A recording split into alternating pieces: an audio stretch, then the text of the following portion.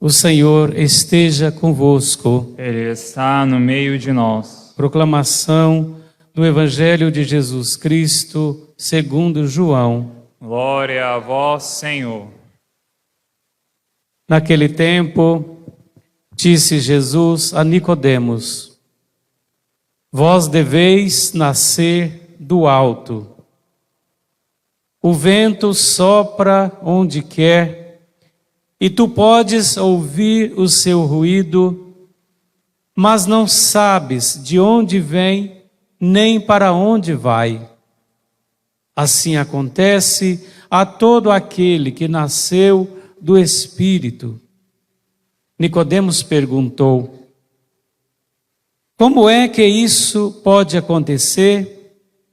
Respondeu-lhe Jesus: Tu és mestre em Israel, mas não sabes estas coisas? Em verdade te digo, nós falamos daquilo que sabemos e damos testemunho daquilo que temos visto, mas vós não aceitais o nosso testemunho.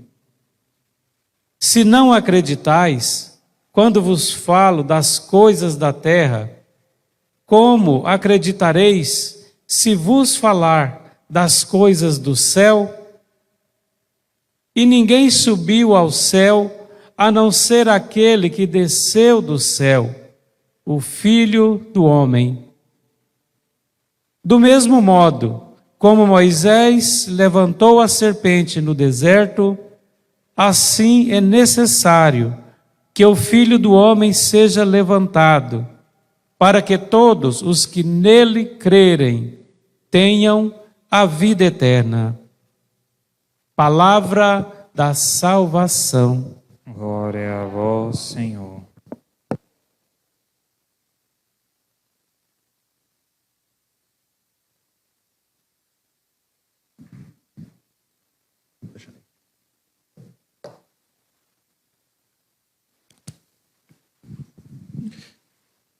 Caríssimos irmãos e irmãs, as leituras de hoje são meio que semelhantes a domingo. Um pouco. Sim? Então vamos lá, só dar uma reforçada, um reforço positivo. De novo, em Atos dos Apóstolos, se fala um pouco dessa questão dos primeiros cristãos que compartilhavam de tudo, né? Ninguém considerava como próprio as suas coisas, mas tudo colocava em comum. Com grandes sinais de poder, os apóstolos davam testemunho da ressurreição de Jesus. E os fiéis eram estimados por todos. Entre eles ninguém passava necessidade, pois aqueles que possuíam terras ou casas vendiam-nas e levavam o dinheiro e colocavam aos pés dos apóstolos.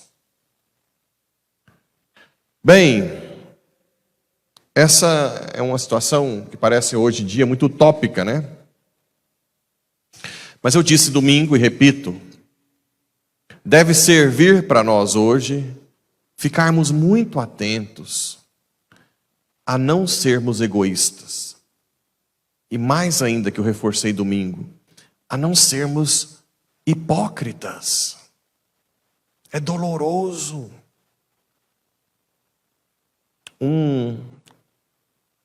Eu digo também domingo que um dos pontos que eu carrego sempre na minha mente é que na minha experiência na vida médica, eu convivi com muitas pessoas de bens, né? Classe média alta, rica. E sem querer numerar quem, nem quem seja, não interessa. Mas me doía o coração muito mais. Eu vou dizer que tinha aqueles que são egoístas mesmo, fechados e pronto. E reconhecem mesmo que não são de igreja. Vive a sua vida para si mesmo. Essas pessoas até que a gente entende que não teve ainda uma experiência com Deus. logicamente não tem uma visão de céu, então se apegam às coisas terrenas. Mas a maior dor que me dava, que até hoje eu vejo que até pessoas próximas a mim, é a hipocrisia. É muito doloroso, muito feio. Como assim, padre? Como eu convivia com muitos, eu sei. Por exemplo, numa roda, alguém fala: nossa, esse mês faturei tanto. Não estou falando de cifras altas. Aí passa um tempo, existe um momento em que alguém pede ajuda, ou para comida, para construir uma casa, ou a igreja. Nossa, mas está difícil ultimamente a vida. Como é complicado. E aquilo, eu falava, como, né? Está muito difícil. Não está difícil para todo mundo? Aí cria aquele teatro, simplesmente para não ajudar. Ou, mais doloroso ainda, ajuda com a merreca, se justificando. Passa uma semana, 2 semanas, compra um carro caríssimo. Olha, eu não preciso nem ficar reforçando isso, porque Jesus... Vocês já notaram que Jesus não tinha tanta raiva do pecador em si, mas ele odiava a hipocrisia. Já notaram isso? Ou é só eu que tenho essa... Os fariseus, lembra que o que irritava Jesus é você colocar o peso nas costas dos outros, em cima daquilo, falar e não cumprir. A prostituta, o cobrador de impostos, que erra, que está ali, né? Que não tem ninguém por ele, que é aquilo ali, autêntico. Eu sou um, não presto. Nunca irritou Jesus. É incrível.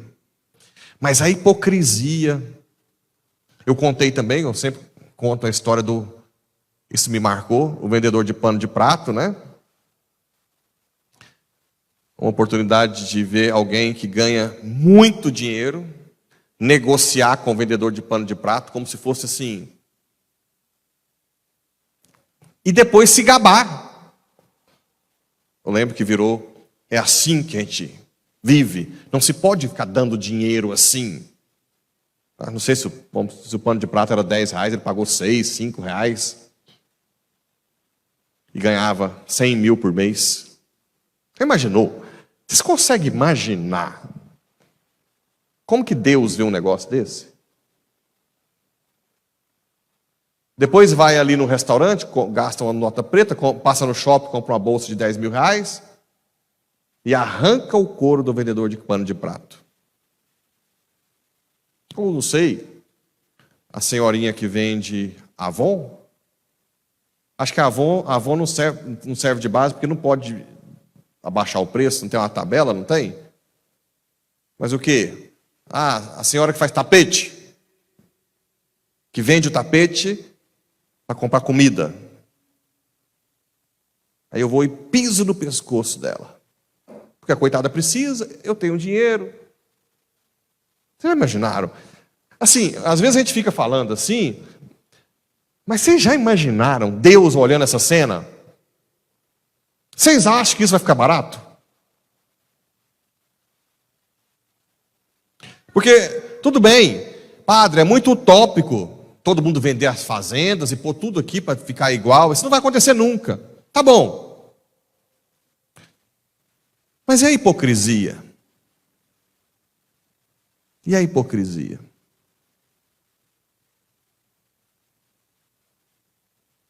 Uma das coisas, não estou falando de ninguém,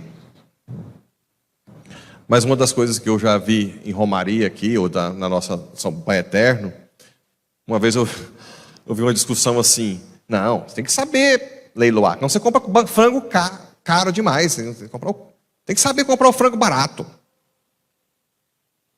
Espera aí. Você vem aqui para ganhar dinheiro em cima do frango que a igreja quer usar para evangelização, ou você vem para ajudar?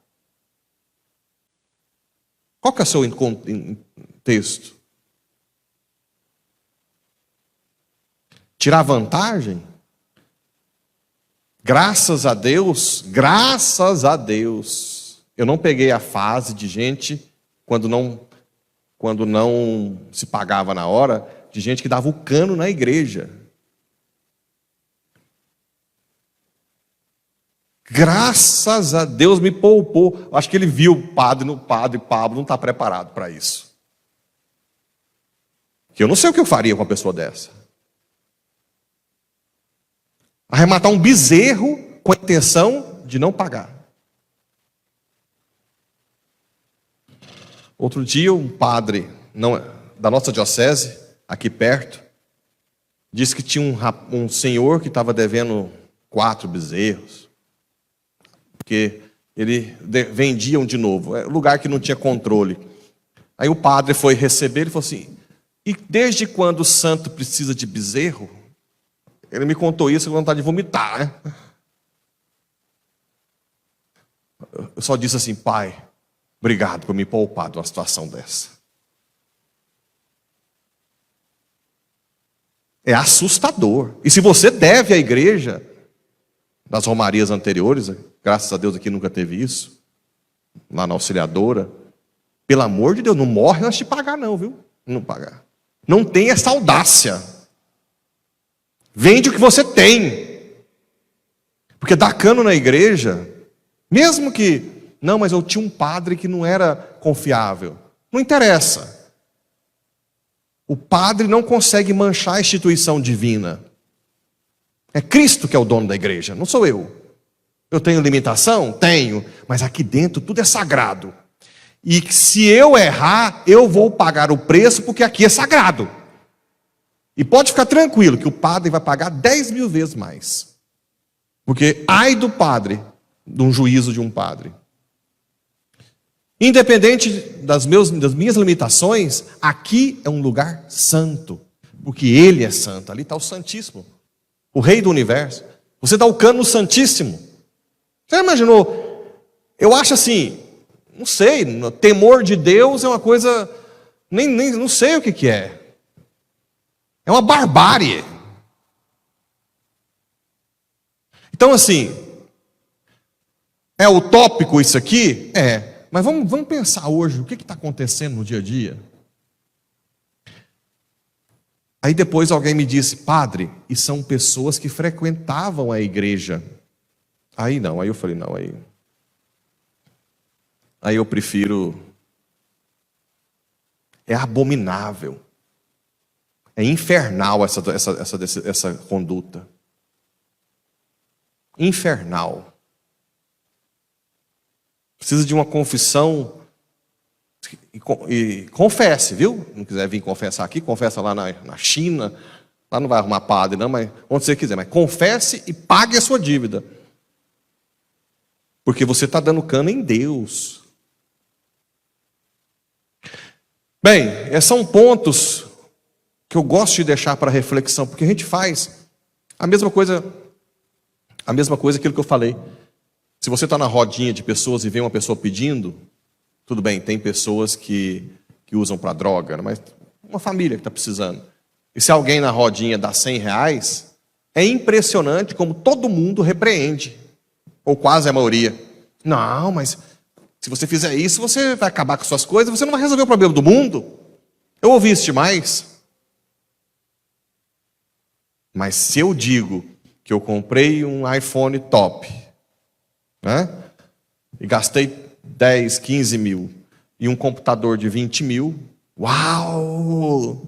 Como que você fez isso? É bom demais, aí você pagou que jeito? Ninguém repreende, né? Mas se eu der R$100 para uma família pobre... Nós estamos vivendo uma situação dramática. Dramática. Nós estamos perdendo a noção. É isso que Jesus está dizendo aqui, ó. Quem não nascer do alto não vai entender. Como é que eu vou falar algo de você? Como é que Jesus fala aqui? nós falamos daquilo que sabemos e damos testemunho daquilo que temos visto, né? Vós deveis nascer do alto, fala Jesus. Nós devemos nascer do alto. Se não acreditais quando vos falo das coisas da terra, como acreditareis se vos falar das coisas do céu? Aqui entra algo que, infelizmente, a gente não consegue passar para o outro, né? Que é esse renascer do Espírito.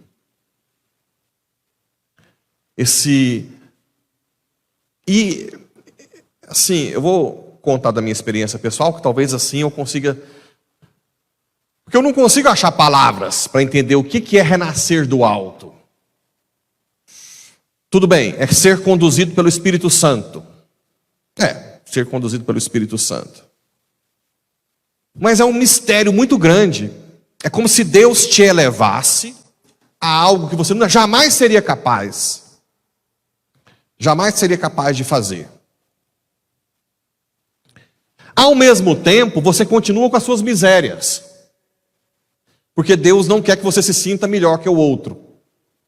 É uma coisa que só Deus acontece. Porque na nossa cabeça humana, por exemplo, da minha vida de médico para cá, na cabeça humana deve ser assim: o Deus fez o Pablo melhor, e o Pablo melhor largou as coisas para ser padre. Então ele é uma pessoa... Não é assim que funciona. Como assim? É uma graça que Deus dá, que me faz capaz de tomar decisão, mas eu continuo miserável. Por que eu continuo miserável? Porque eu continuo dependente da graça. Consegue entender isso, não? Se ele me fizesse melhor, o que ia acontecer? Como que essa pessoa faz essas coisas? Eu não faço, eu sou o cara.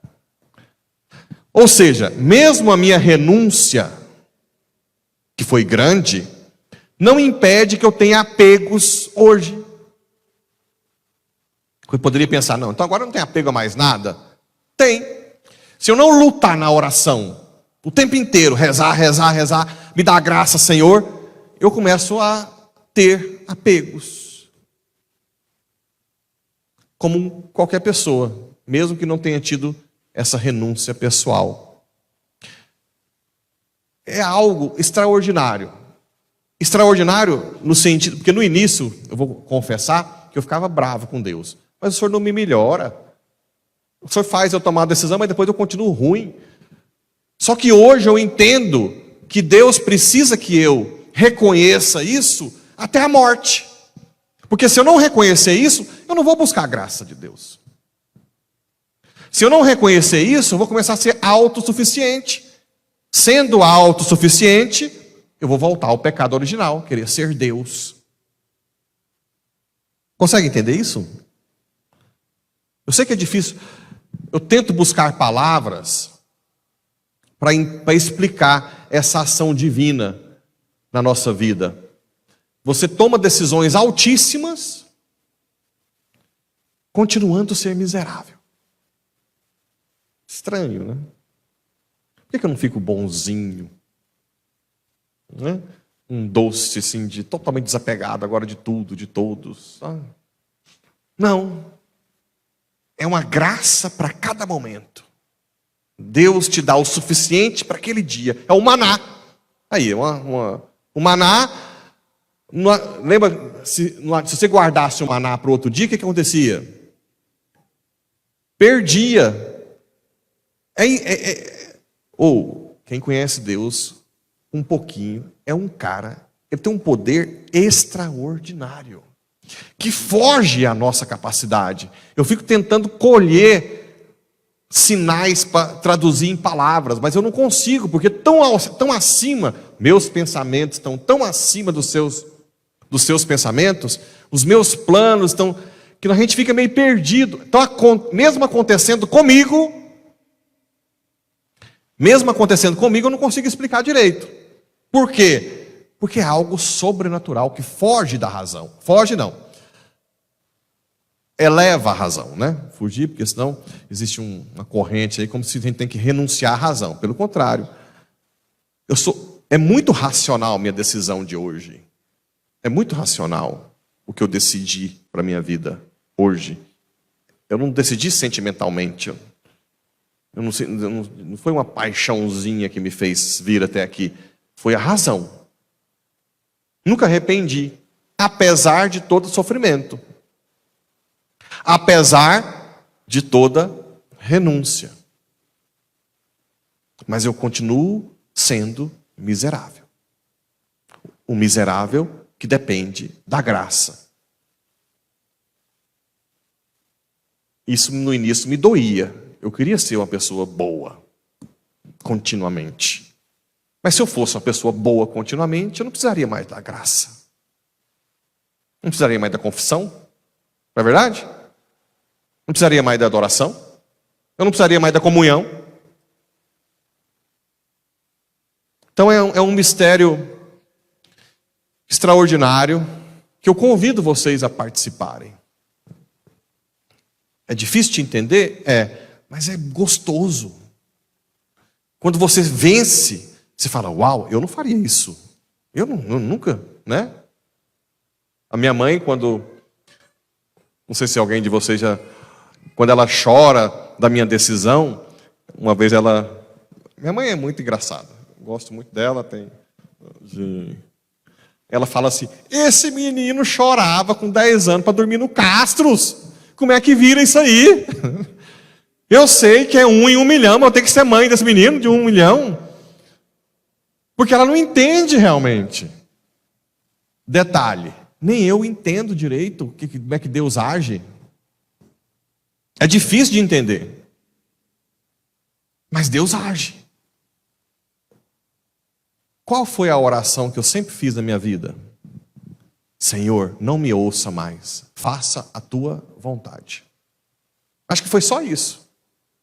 A vida inteira eu rezei essa oração. Na vida inteira não, desde a conversão, né? Eu sei que eu não presto, Senhor. A partir de hoje, faça a tua vontade em mim. Faz essa experiência. Deixa Deus agir. E eu sei que vocês vão ficar muito ansiosos, porque a gente fica querendo que a família da gente experimente isso, né? Você fica louquinho, gente, mas essa pessoa está... Aí você vê uma família que está pegada, eu comprei mais uma fazenda e tenho mais tantos mil cabeças de gado e papapá. E porque depois eu estou pensando em montar mais tal coisa. Aí você vai olhando a pessoa e fala, meu Deus do céu, para um pouco, né? E o céu? E o céu? Ah, mas não dá tempo de ir na missa. Às vezes a gente fica ansioso, mas mesmo assim vale a pena. Oferece esse sofrimento por amor a Deus. Senhor, isso que eu estou experimentando, eu queria que todo mundo experimentasse, mas eu te ofereço. Tem um jovenzinho aqui de Porá, é muito jovem, não, já é profissional, que está passando por um processo de conversão mais recente. Aí começou a vir já, direção. E hoje mesmo ele me escreveu, eu queria tanto que meu pai, minha mãe, minha irmã vivesse o que eu estou vivendo. É rápido, né? Você automaticamente quer que todo mundo viva aquilo. Mas ao mesmo tempo você fica com essa ansiedade, você não consegue explicar. Aí você tem que viver isso e pedir para Deus para um dia essa pessoa ter uma experiência pessoal com Deus. Aí sim, você vai tendo o desapego, você vai ajudar o pobre, caridade, ajudar a igreja. Nunca vai. Dar cano na igreja dá até dor, né? Deus me livre. Imaginou? Dar cano na igreja? Você imaginou? Dá uma dor, não dá? Deus me livre. Tem que rezar para esse povo urgente. Mas isso é por quê? Porque você vai tendo o temor de Deus, a presença de Deus. Então que Nossa Senhora de Fátima, com essas leituras de nascer do alto. Para nascer do alto, existe um útero espiritual. Sabia, né? Nossa Senhora continua gerando Cristo, junto com o Espírito Santo. Então quando a gente entra no útero de Maria espiritual, o Espírito Santo faz a gente renascer do alto. Então vamos pedir essa graça hoje na novena. Que Nossa Senhora de Fátima nos dê a graça de renascer do alto. Sermos pessoas do alto. Desculpa, mas nós vamos ser miseráveis até a morte. Mas um miserávelzinho humilde, que pede a graça até o último instante. até no último suspiro: Senhor, me dá a graça de ser fiel até a morte. Um miserável dependente de Deus. Um miserável que deixa ser amado por Deus. Um miserável que ama a Deus com o amor de Deus. Que reconhece que não tem nem amor para amar a Deus. Pede o amor de Deus para amar. Esse miserável é um santaço.